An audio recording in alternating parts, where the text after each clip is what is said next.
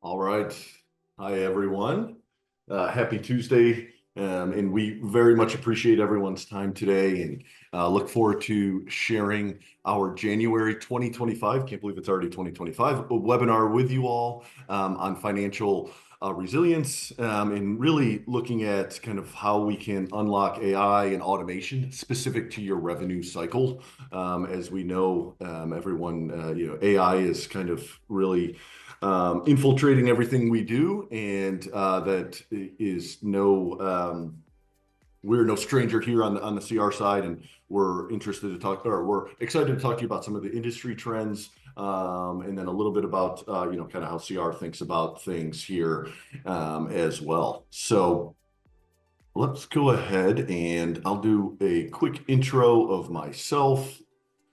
My name is Chris Plante. I'm our Senior Vice President of Business Development here at CR. I've been with the company for quite some time, done a lot of work on the software side, a lot of things specific to RevCycle, which is why I'm presenting today. But I also have a lot of experience and helped to oversee our BillMax division, which is our third-party billing service, here over the last 3 to 4 years as well. So as I said, I'm very excited to chat with everyone and kind of go through the presentation today. But I'll kick it over to Adam.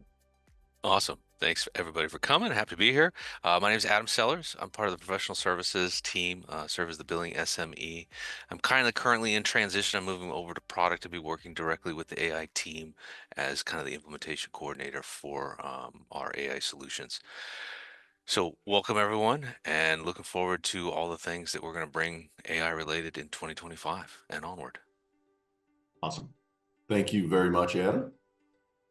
So let's jump over and just some really quick housekeeping. I'm sure most of you have joined a webinar of ours before in the past, but if you have not, you will see there's a QA button that is accessible right there on your Zoom menu bar.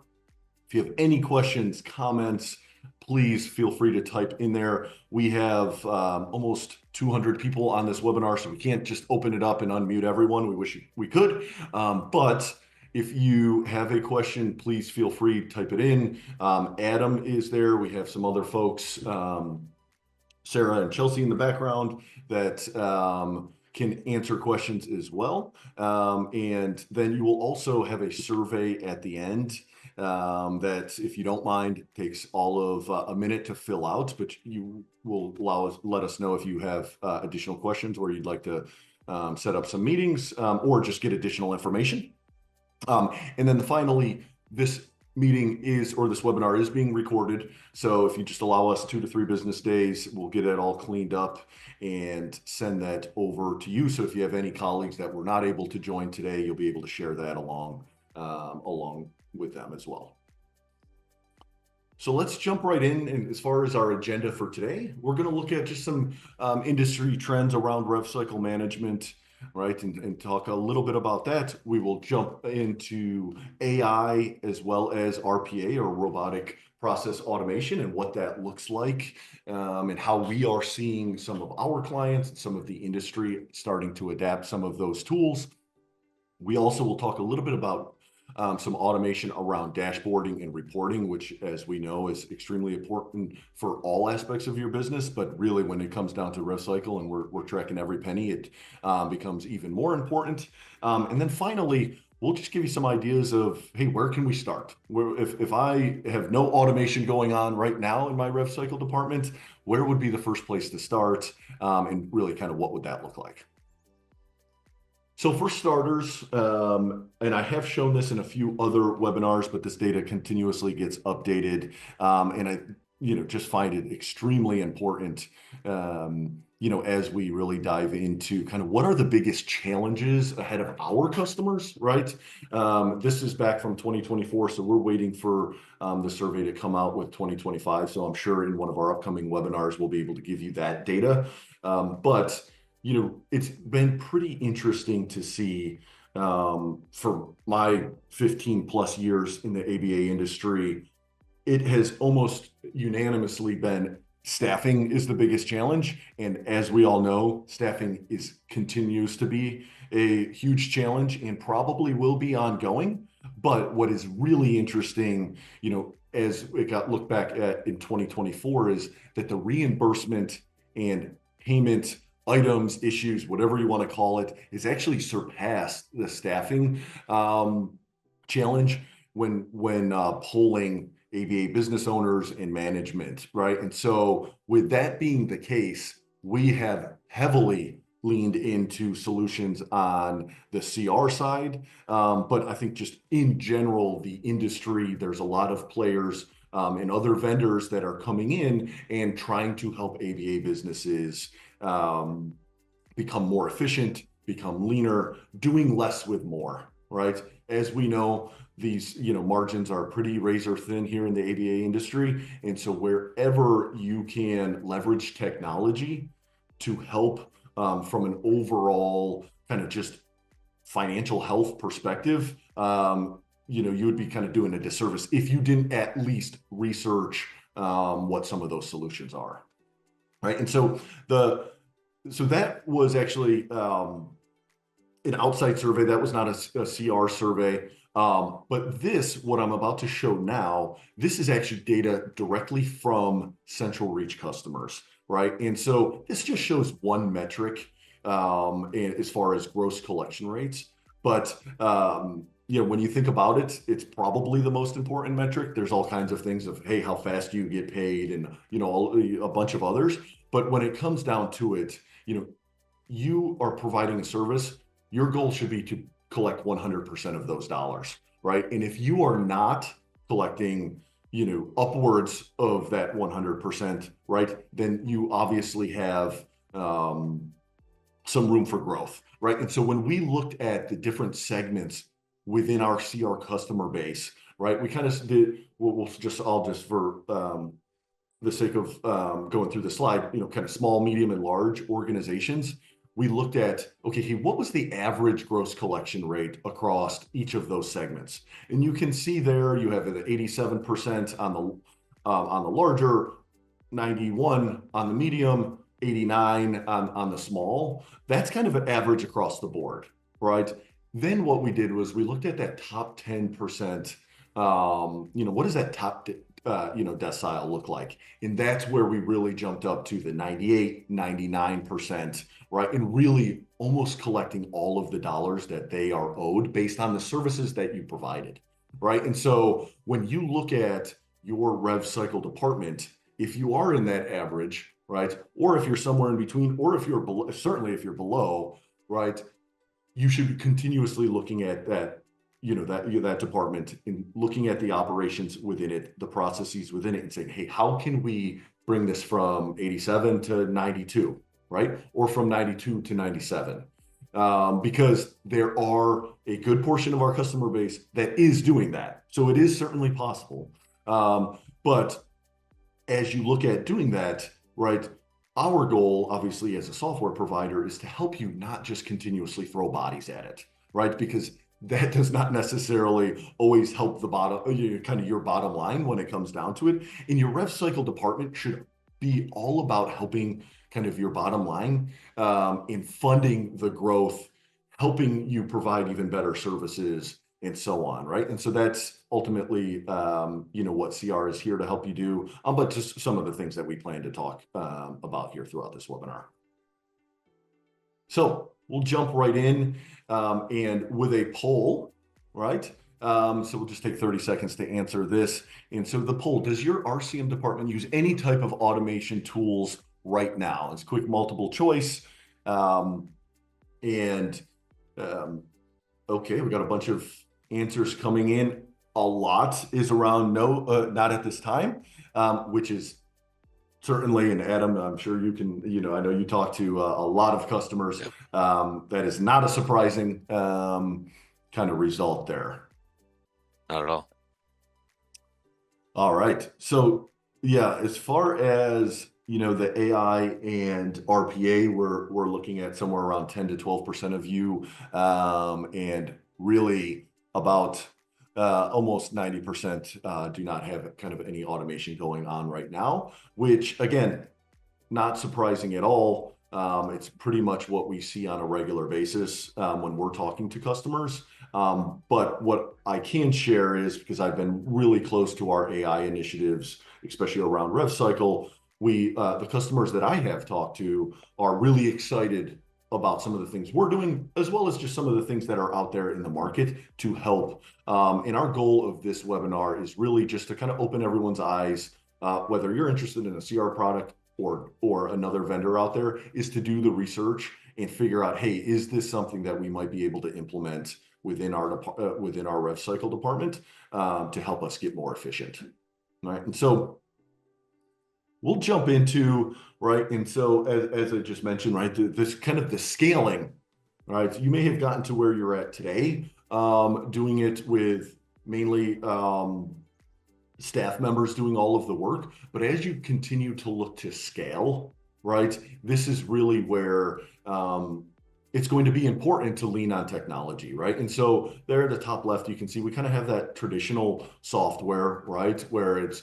you have your static tools, it's user operated. You can get in there and you can fix different things, right? The software may point those things out to you. And this is kind of, right, where CR has traditionally fallen into kind of that top left quadrant, right? And then as we move to the right, you start to look at either AI-powered solutions, RPA-powered solutions, right? I'm gonna, for the sake of this slide, kind of lump those into one. It's really around automation, right?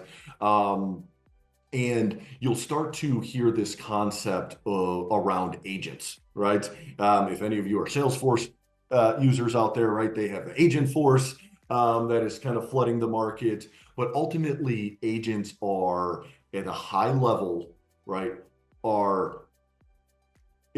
is software that can help actually perform functions for you, right? Now, it's generally going to be based off of criteria that you predetermine, right? So you're still in control. AI has, the benefits of maybe being able to point some things out to you that maybe you never anticipated yourself or you didn't think about yourself. So those are some things to keep in mind.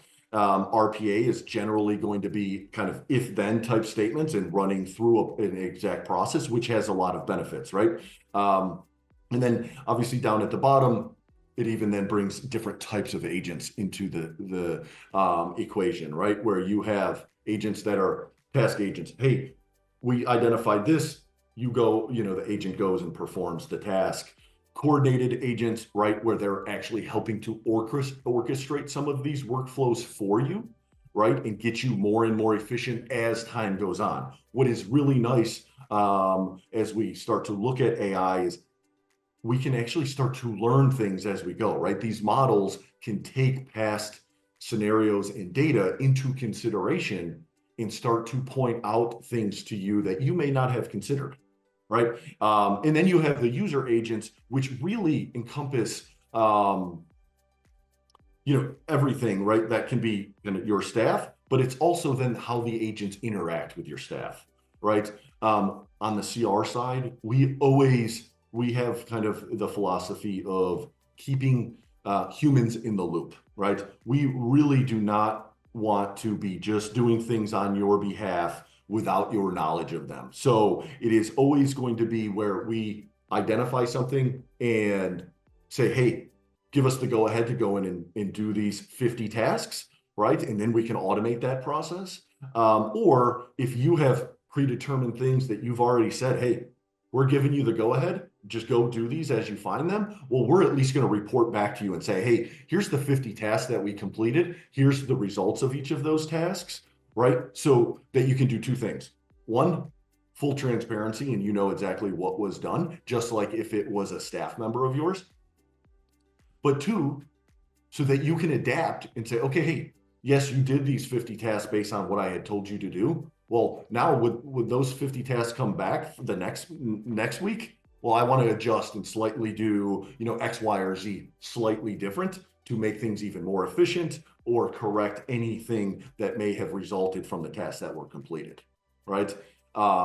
AI is learning as it goes, right? Obviously, we have the luxury of having folks like Adam and a whole host of other people that are able to train right, these agents in our AI products right from the beginning.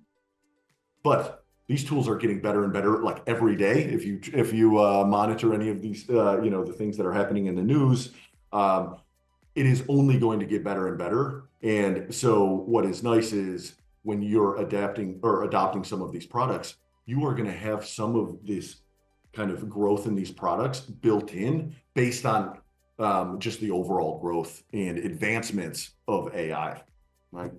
So we're extremely excited to essentially now have CR become all of these things, right? We're not just going to be that static traditional software. We're really going to wrap all of these tools in it, give you the base of that static software, the traditional software, but now wrap these other things into it, right?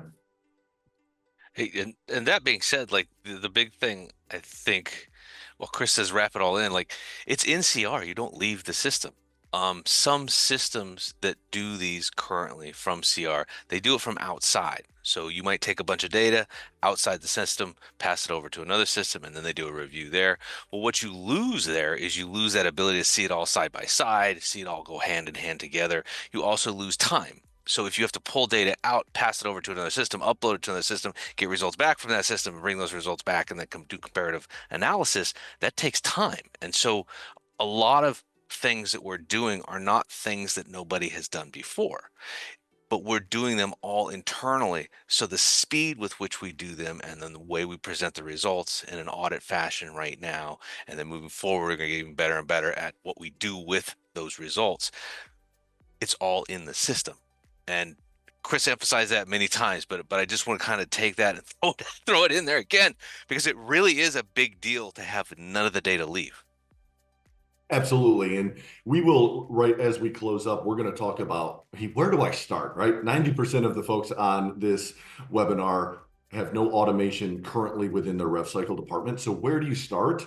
And we will talk about, okay, as you start to evaluate solutions, things that Adam just talked about, those are all things you need to take into consideration, right? And so we'll talk a little bit more about that here as we continue on.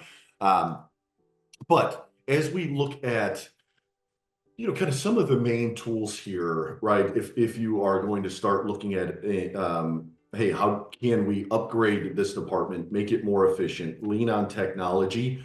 You're really going to be looking at kind of three main things from our perspective. Now, there's probably 30 things you can look at, right? But we only have a 30-minute webinar, right? And so the two that we are seeing that are having the most success with our customer base, or what we're seeing in the industry in general, are AI and RPA, like I was just referring to, right? And so when you talk about, there are differences between those two things, right? And so AI really leans on the language models, right? Or that what they call LLMs, right? To take information in and present back to you, here's what we think you should do, right? And then if you agree, we'll go ahead and do it for you, right? So you have a lot of things around workflow management that can be predetermined based on that criteria. But then as you see in that bullet point too, we can also start to suggest things for you to do, again, that you may not have thought about, right? So one of the things on our side that we're actively working on is, right, using AI from an AR or accounts receivable perspective, right, to automatically generate you queues based off of your payer contracts, based off of the information that is in CR, right? For example, we know we're supposed to be paid by Aetna within 30 days. This claim is 34 days old.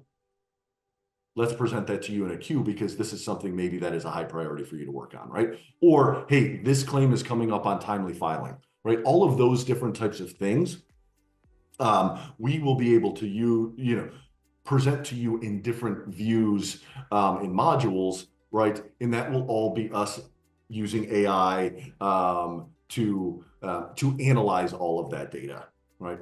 As we move into RPA, right? We also on the CR side actually use a combination of both of these, just as a note.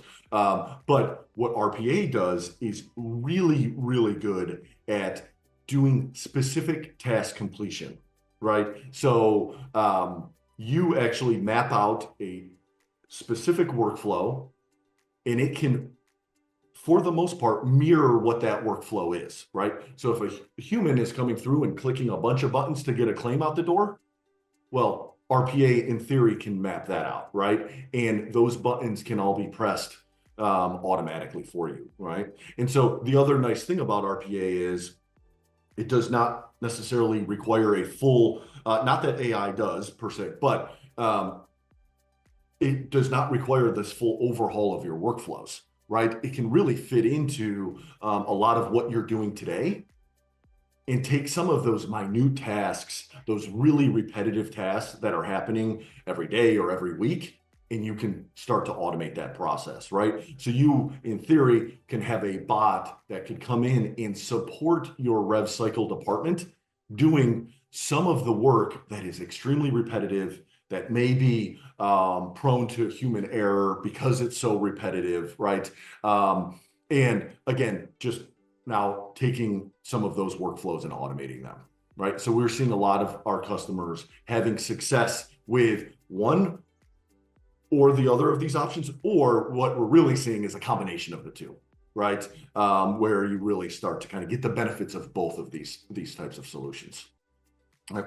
And then the third piece and the third leg of where we certainly see some rev cycle departments within our customer base start to fall down a little is around data, right? Data, as we know within ABA, like especially on the clinical side, it's all about data, right? How is this client doing? Are they making progress with these goals, these targets, these objectives? What is the next step? All of these different types, right? What is the next step based off of that data, right? We use all types of charting and graphing and all of these things.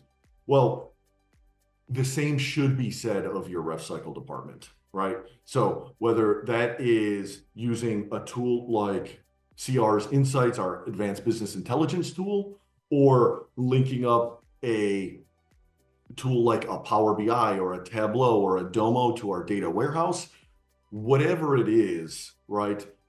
You should be analyzing in painstaking detail what is going on within your rev cycle department, because if you are not, it is very hard to determine with usually limited resources where to deploy those resources, right? If you are not really focused on the most high priority items, ultimately what happens, your teams are going to be constantly working, right? But they might not be working on the right things, right? And so at the end of the day, if they are not working on the right things, that is how you have an average gross collection rate of 88 instead of 98, right? And so, there's, as I mentioned, some of the tools, you're seeing some samples here from our ABI dashboards. This is just a few samples. I think we have, Adam, 4, 5, 6 different claims analysis, rev cycle analysis, financial health dashboards, all types of things that really kind of come out and really point out to you, very easily, hey, where should we be putting these resources? Yeah, and then additionally on top of that, every AI solution we've been building, we've built a custom dashboard that deals solely with that data. And so that's bringing, once again, there's I call it the doer level. So at some level, somebody has to do something. Somebody has to look at the audit. Somebody has to take action. Somebody has to do something. But we do all the audits, so we just present the exceptions to whatever the audit is. So a doer does that. Then at a high level, we need to be able to see all the data. So if the exception report is only things that fail in some manner, then well, where's all the rest of the data? So that's what we're doing with everything as we're moving forward, is we're building a custom dashboard for those specific new AI solutions so that you can see overall, hey, how's my whole data set? And within that, there's tons of different ways to filter and slice that data so that you can get at and see what's going on at any given moment. Absolutely. Thank you for that, Adam. And that's actually really good to piggyback into kind of where we will kind of wrap up and close as far as where do you get started. But on the right-hand side is a lot of what Adam just started to reference, right? Where when we think about our AI products in our automation products, it all starts with, hey, we're auditing what your team is doing, right? So whether that's our claim check product, right, that is going to audit all of your billing entries and tell you in the next step, guide you, okay, hey, here's what you need to fix before you submit these claims. And then as we add our agents, okay, well, now that those are fixed and or the ones that passed right on through, hey, let us go and generate and send these claims. So you have a portion of your revenue that's getting audited at multiple stages and going out the door without any human interaction, right? And your team can really focus on the hard problems that need to be fixed, right? But when we talk about where to start, it all really, and I talk to a lot of clients on a daily basis, and not all that many clients have all of their rev cycle processes mapped out, right? Everyone has a general idea of how to get the work done, right? But it is not fully mapped out to understand, hey, where are the exact pain points, right? Where are the exact inefficiencies that we're running into on a day-to-day basis? We all know it's hard, right? But we don't necessarily have it mapped out exactly, right? And when you think about what those day-to-day processes are, right? I listed some here bullet point wise: client intake, verification of benefits, right? You may not think that's necessarily a rev cycle function, but it really is the starting point of your rev cycle, right? When you intake that client, it's imperative that you have all the appropriate information. You get the right verification of benefits and so on, authorizations, right? And then really diving into kind of what you would think of as your traditional rev cycle operations, your auditing of all the billing entries, right? Your claim submission, your payment posting, your AR management. How are you doing each of those things, right? And where might there be some gaps, right? And then as you do that analysis, it's really looking at, okay, which of these processes have the highest potential for some type of automation, right? And then once you have that list, now you can look at and say, okay, which of them would have the highest impact, right? There is all kinds of things you can automate, right? But generally, you want to take baby steps into this, right? You are not going to automate everything day one, right? But you can build and start with a base, right? And then build on top of that. That's exactly how we are looking at it from a CR perspective. When we talk about our claim check AI product, it starts by auditing the billing entries. Someone on your team is doing that right now, right? Well, that is the core product. It's going to audit all those billing entries on a daily basis in real time as they come in, right? As we then take steps on top of that, we'll add the agents that will create the claims for you, submit the claims for you, post the payments for you, and so on, right? And so as you look at evaluating, those potential solutions, right? You've done kind of your process analysis, you look at solutions, right?